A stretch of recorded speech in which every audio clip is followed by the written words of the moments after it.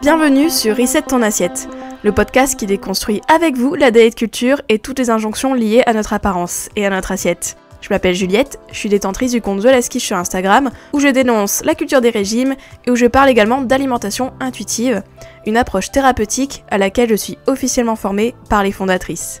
Je suis ravie de vous avoir sur mon podcast et je vous souhaite une très bonne écoute. Bonjour à tous, j'espère que vous allez bien. Aujourd'hui on se retrouve pour un nouvel épisode de Reset ton assiette et un nouvel épisode de la mini-série Cure de désintox, Cure détox sur les intox de la diet culture.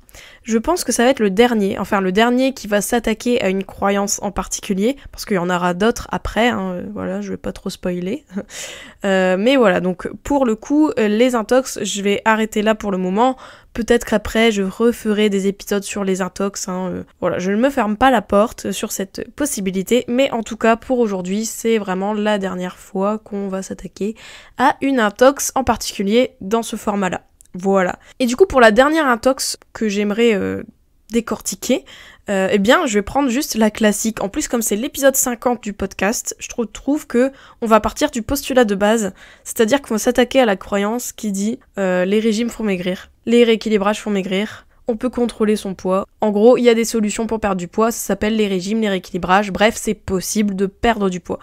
Eh bien, on va s'attaquer à ça parce que je trouve qu'au final, on le dit, mais on le dit pas assez, que les régimes et les rééquilibrages, je les inclus dedans. Donc ça, je vous invite à écouter l'épisode sur les rééquilibrages que j'avais fait. Je parle du coup des rééquilibrages et j'explique par A plus B en quoi, eh bien, ce sont des régimes déguisés. Et donc, je les mets dans le même panier. Donc voilà, les régimes font maigrir, est-ce que c'est vrai ? Est-ce que, en fait, les régimes, ça reste quand même la solution pour perdre du poids, durablement et sereinement ? Eh bien non, non, pas du tout. Et je vais vous expliquer en quoi les régimes font que c'est carrément l'inverse qui se passe, c'est que les régimes font grossir. Voilà. On s'attaque à tout ça, on fait ce petit épisode un peu recheck, notamment si vous avez des envies de perdre du poids qui arrivent des fois de temps en temps avec l'été, tout ça. Rappelez-vous, il n'y a pas de solution, il n'y a pas de solution miracle pour perdre du poids, on peut pas contrôler son poids, je vais vous expliquer tout cela. Donc voilà, c'est parti, ok, let's go. Alors, la croyance que les régimes font maigrir, les rééquilibrages font maigrir. On a beau dire oui, les régimes ça marche pas, tout ça, il y en a qui le croient à demi-mot, c'est-à-dire qu'il y en a qui vont dire oui, les régimes ça marche pas. 3 petits points, mais telle méthode fonctionne, ou les régimes marchent pas, 3 petits points, mais quand même, faire attention et bouger plus, ça suffit, vous voyez le délire. Ça c'est vraiment la diet culture 2.0, ce côté, non les régimes, va des rétros, satanas, mais bon quand même il y a quand même des solutions, tu devrais les faire. Voilà, donc moi je vais vous dire un truc, c'est qu'on peut pas contrôler son poids. Déjà, je vous l'avais déjà expliqué dans l'épisode sur le poids, mais en gros notre poids, c'est pas juste ce qu'on mange et ce qu'on fait comme sport, c'est pas assez détaillé. Il y a beaucoup de génétique qui entre en compte, il y a beaucoup de notre historique aussi par rapport à l'alimentation, etc. Et notamment notre historique de régime qui va beaucoup influencer le poids qu'on fait aujourd'hui. Parce que les régimes, eh bien, on a beau dire voilà, c'est quand même un moyen de perdre du poids, faire attention, tout ça.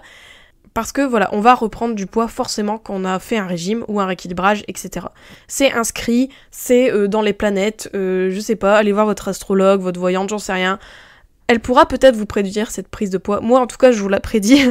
En tout cas, je la prédis aux gens qui font des rééquilibrages, des régimes, tout ça, même si c'est des trucs en douceur, etc. Voilà, si vous êtes en dessous de votre poids de forme, vous allez reprendre du poids. Et je vais vous expliquer plus en détail pourquoi un régime fait prendre du poids au final. Donc quand on dit la plupart des régimes ne marchent pas, c'est vrai.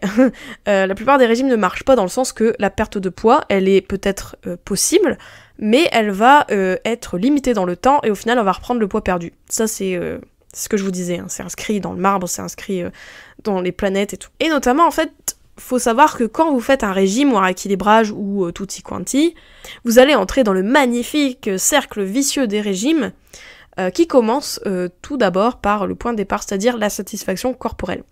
Souvent, ce qui mène les gens à faire des régimes, c'est pas juste tiens, j'ai envie de contrôler mon alimentation, je m'ennuie un petit peu. Non, il n'y a pas vraiment... Enfin, ça se peut, mais voilà, c'est quand même peut-être une des raisons parmi 5, mais en gros la grosse raison, c'est souvent qu'on n'est pas content de notre corps. CQFD avec la diet culture, tout ça, on se dit je pourrais être un peu plus mince quand même, bordel, faut vraiment que je fasse quelque chose. Et du coup on se dit ok, je vais faire le régime machin, je vais faire le rééquilibrage bidule et tout. Et donc cette image corporelle là, elle nous amène vers un régime restrictif. Et le régime restrictif, c'est le cas de tous les régimes rééquilibrage, c'est de la restriction. C'est dans les pots, c'est quoi l'expression déjà ? C'est dans les pots qu'on fait les meilleures confitures, je sais pas quoi, bah là c'est pareil, c'est la restriction. Parce que éviter le sucre, c'est une restriction, se limiter en termes d'horaire, c'est une restriction, blablabla.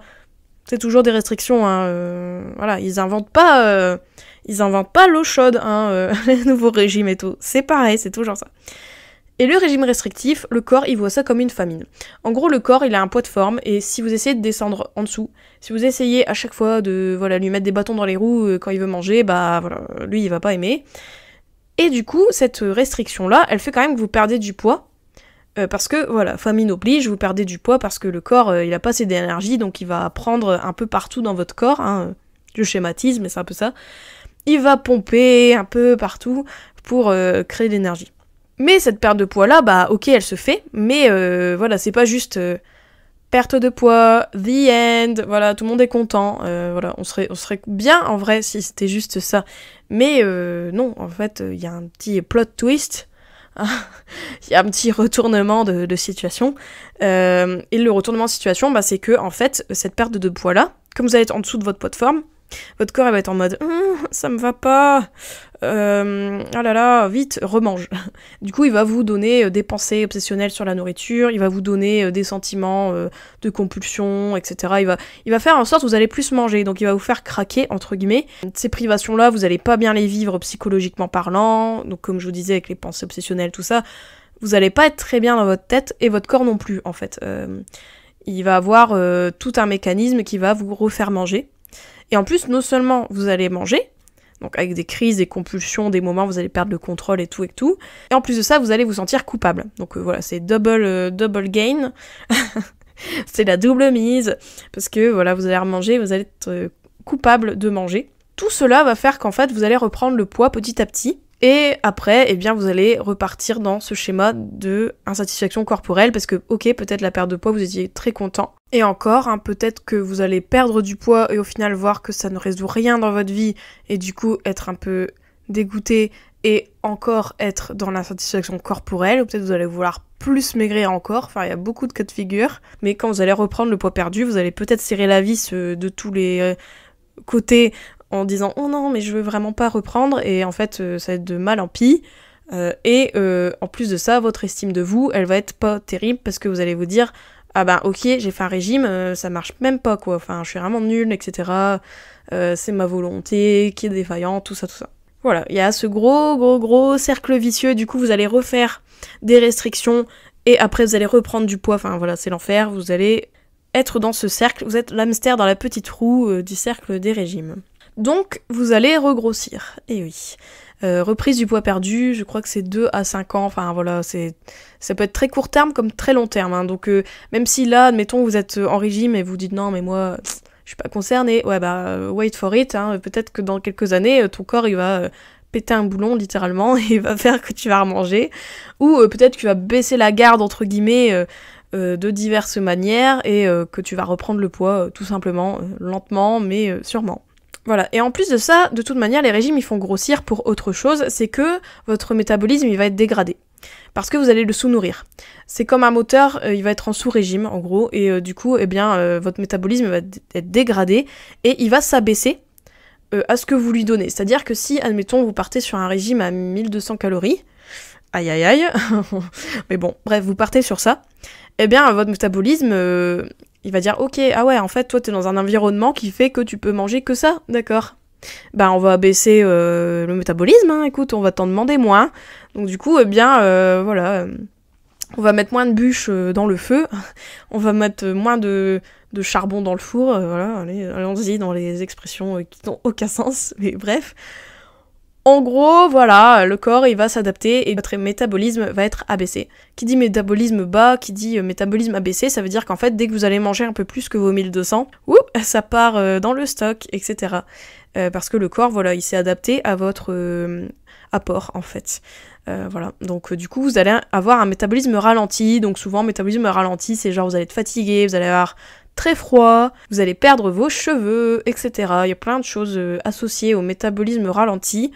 Mais voilà, en gros, il est en sous-régime. Donc le corps, il va stocker, parce que dès que tu vas lui redonner un peu plus à manger, hop, ça va finir dans le stock. Et en plus de ça, il va te faire plus manger, parce que lui, son objectif, c'est quand même revenir au poids que tu faisais avant. Donc il va essayer de revenir, mais en même temps, il y aura le bonus des régimes, parce que ton corps, il va stocker à la moindre occasion. Donc du coup, tu vas sûrement te retrouver avec un poids plus élevé que quand tu avais commencé. Donc tu arrives au point de départ, et en plus avec un petit bonus, qui est pas négligeable en plus de ça. Donc déjà, j'espère que vous comprenez en gros comment ça marche, le fait que le corps fait tout pour revenir au poids et du coup il va vous faire remanger tout ça et vous allez reprendre le poids perdu. C'est inéluctable ou presque. Vous pouvez très bien peut-être maintenir un poids, mais ce poids sera artificiel et en fait vous allez peut-être lutter toute votre vie, je n'exagère pas, toute votre vie pour maintenir ce poids artificiel que vous maintenez difficilement. Votre corps il va tout faire en fait pour essayer de revenir, et vous allez tout le temps lui mettre des bâtons dans les roues, vous allez tout le temps ne pas l'écouter, ne pas écouter votre faim, lui mettre des barrières à droite à gauche, et voilà, et donc en fait votre poids, peut-être vous allez maintenir votre poids bas, ça se peut, mais ça sera au prix de grands sacrifices sociaux, mentaux, etc., etc., donc voilà, donc en gros vous allez avoir une vie pas ouf, voilà, j'adore mes schémas, ah là là, qu'est-ce qu'on aime ça. Voilà, après je sais qu'il y en a peut-être qui sont dans le déni, hein. Il y en a ils vont vous dire non mais moi ça marche, t'inquiète, moi j'arrive à tenir, etc. Tout ça. Ouais. Permettez-moi d'en douter, hein, voilà, il y a des gens dans le déni, ça arrive, et bon, bah voilà, bah ces gens-là, on peut leur dire, comme je disais, wait for it, ou bien, bah écoute, voilà, on ne sait pas, tu verras bien ce qui t'arrive, voilà. C'est pas que je souhaite à ces personnes de reprendre du poids, mais c'est juste que voilà, s'il y a des gens qui essaient de vous embrigader en mode t'inquiète, moi ça marche et tout, etc. Je fais juste 15 heures de sport par semaine, je suis en PLS dès que je prends un chips de plus et tout. Voilà, hein, faut le dire, c'est des gens, bah c'est tout, ils veulent vivre une vie qui peut-être n'est pas la vôtre, tout simplement. Tout ça pour être un poids plus bas. C'est dommage, voilà. Et d'ailleurs, chose que j'ai lue dans le livre d'Alicia Siccardi, un magnifique livre sur l'alimentation intuitive, hein, que je vous conseille, avec qui d'ailleurs j'ai fait un épisode, hein, Alicia Siccardi, qui est chercheuse en nutrition, etc., diététicienne, tout ça. Donc elle s'y connaît. Elle marquait dans son livre en fait qu'il y avait une étude de l'ANSES. En gros, en 2010, ils ont fait une étude et ils ont mis en garde contre les pratiques alimentaires d'amaigrissement, avec notamment 15 régimes qui étaient passés au crible. Ce qu'on retient de cette étude, c'est que on voit que les régimes amaigrissants, etc., tout ça, ça a des conséquences sur la santé non négligeables. Comme je vous le disais avec le métabolisme abaissé, mais c'est aussi en termes de nutrition, parce que mine de rien, quand tu manges moins, bah t'as moins de nutriments, hein, c'est QFD.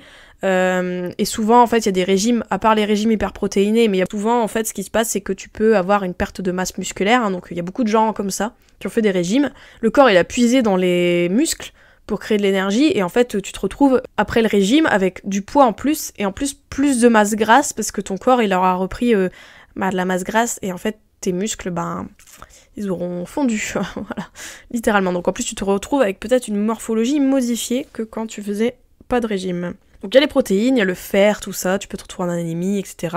Il y a des manques de vitamine D, il y a des troubles digestifs aussi, dans le fait de moins manger, hein, ça peut créer des troubles digestifs, tout ça. Il y a aussi une perte dans tout ce qui est acide gras indispensable, parce que souvent, il y a beaucoup de régimes, ils nous disent, limite les matières grasses, tout ça, mange pas trop de raclette, etc. Et on se retrouve avec peu de lipides, et au final avec beaucoup de conséquences aussi sur la santé, parce que les lipides, ça aide quand même pas mal le corps, hein, faut le dire.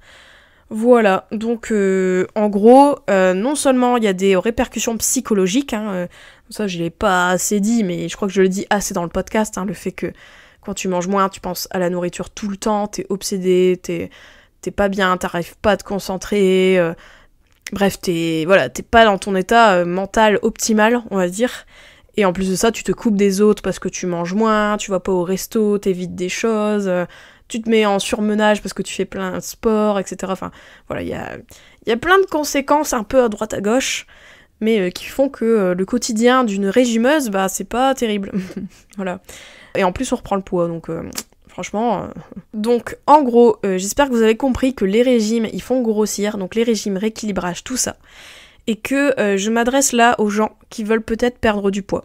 Moi, je ne juge pas les gens qui veulent perdre du poids, hein. Je vous dis pas non, mais non, fais pas ça et tout. En vrai, je comprends avec la culture des régimes, la grossophobie, je le dis assez sur le podcast, mais voilà, c'est normal d'avoir ces envies qui pointent leur nez de temps à autre, notamment l'été, quand on remet ses shorts et qu'on n'est pas content. Mais je vous le dis, il n'y a pas de solution viable, entre guillemets. Enfin, j'aime pas solution parce qu'on dirait qu'il y a un problème, mais non, en fait, il n'y a pas de problème de poids. Enfin, ça, c'est aussi des bullshit, mais il n'y a pas de baguette magique en mode « Oh, tu veux perdre 15 kilos, bim ?» Ah bah c'est fait. Bah non, en fait. Voilà, et en plus de ça, il y a beaucoup de conséquences. Donc moi, ce que je veux vous dire là, actuellement, c'est que, please, considérez les conséquences que ça a. Et je pense que si vous m'écoutez sur ce podcast, c'est peut-être que vous avez déjà expérimenté les conséquences du régime, et que vous vous dites « Non, mais cette fois, c'est la bonne » ou « Oh non, mais je ferai juste un peu attention. » Après, c'est votre choix, mais je vous le dis... avec toutes les conséquences que j'ai citées et encore d'autres, je vous invite, si vous pouvez, travailler sur votre comportement alimentaire, si vous pouvez entamer une démarche d'alimentation intuitive, de revoir votre corps autrement que juste par le prisme du poids, par le prisme de l'apparence, etc. Franchement, voilà, essayez peut-être cette voie-là, et peut-être qu'après vous allez vouloir reperdre du poids encore, ça se peut, mais please, essayez tous les moyens possibles pour ne pas tomber dans le cercle vicieux des régimes. Moi, je vous le dis, je milite pour ça, donc... Voilà, ou sinon, envoyez-moi un DM sur Insta, dis-moi « Non, mais Juliette, moi c'est pas possible, moi j'en peux plus. » Voilà, je serai là pour écouter votre détresse. Voilà, mais please, ne cédez pas aux sirènes de la diet culture. Voilà. Bon bah, écoutez, moi c'est tout pour moi, j'espère que ça vous a plu, j'espère que peut-être ça vous a remis sur le droit chemin en mode « Oh, mais oui, je vais tenir. Je ne vais pas refaire de régime, c'est vrai, j'avais oublié tout ça. » Voilà, j'espère que ça vous a un peu convaincu, si vous étiez sur la pente glissante. Voilà, sinon, nos jugements, bien sûr. Sinon, on se dit à la semaine prochaine pour un nouvel épisode, qui, je pense, va vous plaire, je crois. Je pense. Mais de toute manière, tous les épisodes peuvent vous plaire. N'en doutez jamais. Ah voilà, hop, des petites fleurs. Hop, je me lance comme ça à la fin. Tenez bon, les petites quiches. Gros bisous. J'espère que cet épisode t'a plu. N'hésite pas à le partager et à lui laisser une super note sur les plateformes si c'est le cas. Vous pouvez toujours me retrouver sur mon compte Instagram TheLastQuiche. Je vous dis à très vite pour un nouvel épisode de Reset ton assiette. Ciao.